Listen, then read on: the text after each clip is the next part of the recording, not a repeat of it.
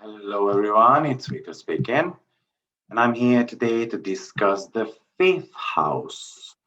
So we went through three houses already, and thank God we arrived to speak about, fun. So this is the house. The main question with this house is going to be about what you enjoy doing the most. And we all need fun, and we need sometimes to recharge our batteries. So, in my opinion, you can really switch on this house if you follow your hobbies. So you need to check out the sign and the ruler's placement, and it gives the indication how actually you can charge up this house.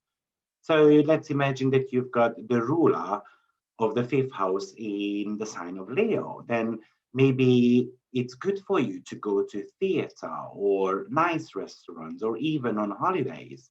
So fifth house rules any of those areas: theater, restaurants, parties, clubbing, and so forth.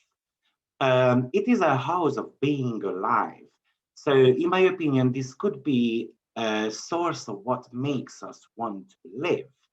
It is crucial that you express who you are. Therefore, self expression belongs here. And if you express who you are, then you can actually live a longer life. So I do believe that the fifth house somehow connected to lifespan. If we do what we enjoy the most, then we won't get sick and so forth. And that is going to be the next house anyway, the sixth. I feel like everything you do is a piece of you, and the sixth house is something to do with your own life creation. So this is a fire house, and it talks about that if you have got planets here, you need to be passionate about that planet, as well as willful and lively. So this is the house of sex pleasure. So many people say and believe that sexual intercourse belongs to the eighth house, but I don't think it has got something to do with it. I don't think actually it's true at all. I think sexual intercourse belongs to the fifth house because it's something to do with pleasing others and being pleased as well. As we said, this is a recreational house. It is the house of fun and enjoyment, but this is where children are born. Obviously, we do need to make love if we want to have a child. And another meaning of this house is something to do with flirt and romance. So if I meet someone, eventually it's going to become a sexual chemistry between two people. I do believe, yes, the eighth house is more about some of the inner issues with inner nakedness.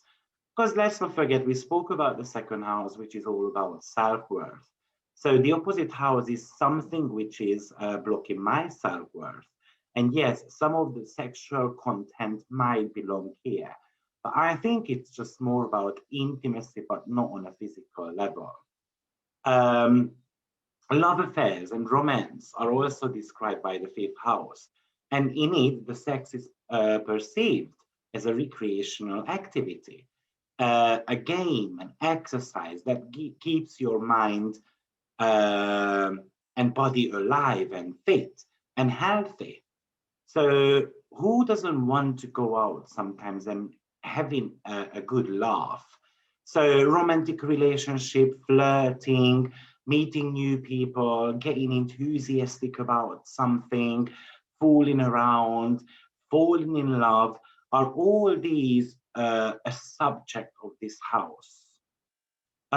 This house rules over your first child, and planets in the fifth house or the ruler of the fifth house, Moon, Jupiter, can actually give you an indication of the gender of the baby.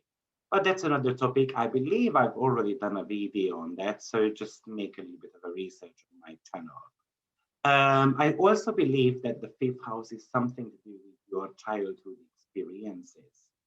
So you had your separation anxiety in the fourth house from your parents. And now here you discover how fun it is to be, for instance, at a nursery school. or being with others at the playground. So this is really the first time when you really get out there, and then you're gonna start, expanding your scope and getting to know new kids.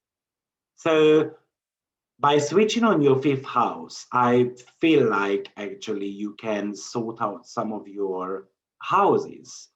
The term meaning of this house is something to do with your parents' financial situation, because this is the second from the fourth. This is also the mother's death situation, or the death, because there's the eighth house away from the 10th. But also this house is going to talk about the spouse of your friends, or the neighbor's siblings, or even it could talk about when a business goes busted, because the 10th house is something to do with work, and eighth sign away is going to be the death of the workplace. Also, I would like to mention that this is the house of taking risks. So anything belongs here which is kind of an adventurous and experimental type of feeling.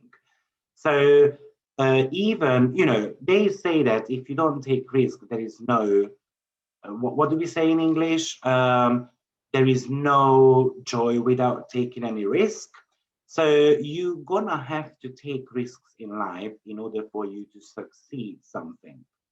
So therefore, any speculative businesses belong here as well.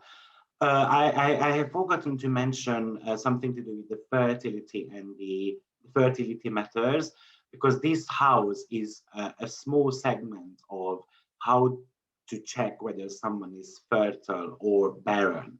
So just a little bit of a knowledge about that. The fertile signs are the water signs, so Scorpio, Cancer, and Pisces.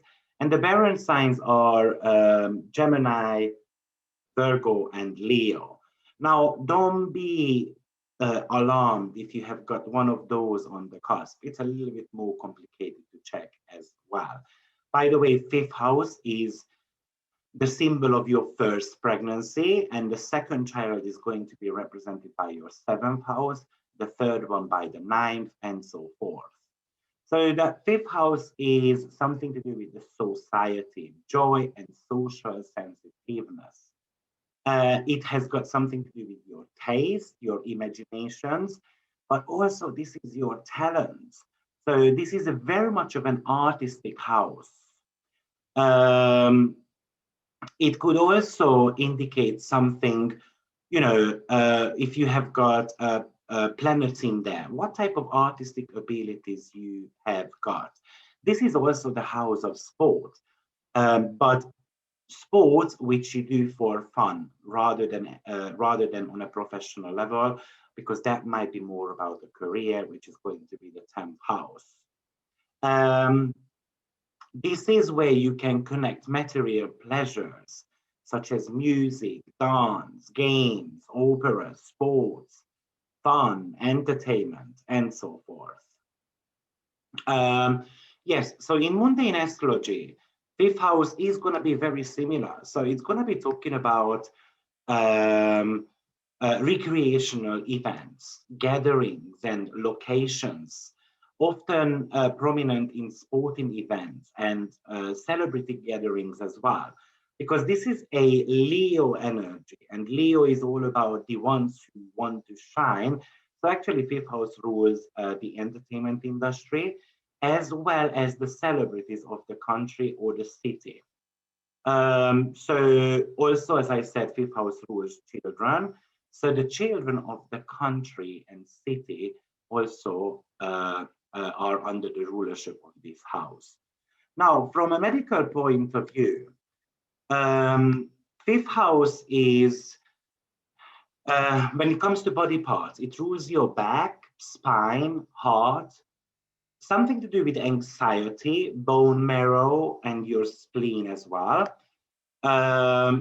And when we speak about sixth house, basically I would say that some of the common illnesses which might belong here is something to do with heartache from disappointment, heart disease, hot flushes, palpitations, panic attacks, fainting could be something, angina, disorder with red and white blood cells, high and low blood pressure could belong here, and back problems. Sometimes even the burnout could be something which we experience with that.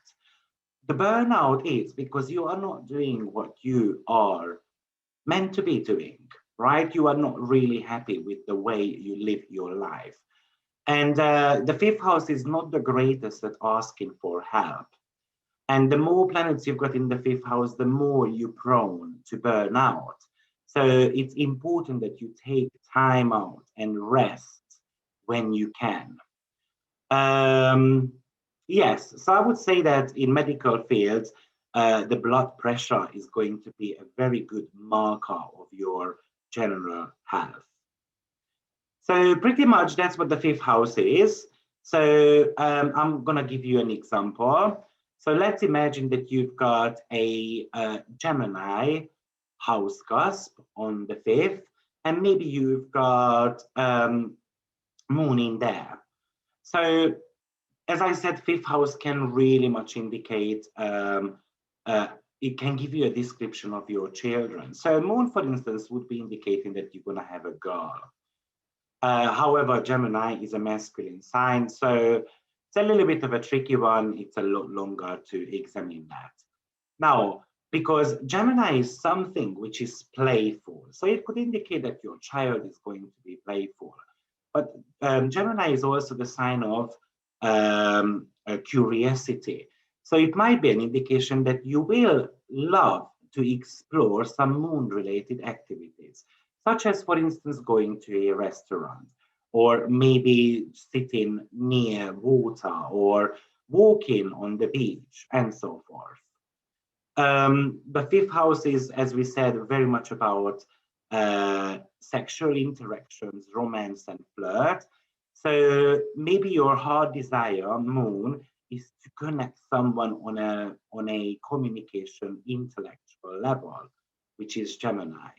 So that could be very important for you to have a great conversation, to connect with people. Connection, Gemini, and the moon is people.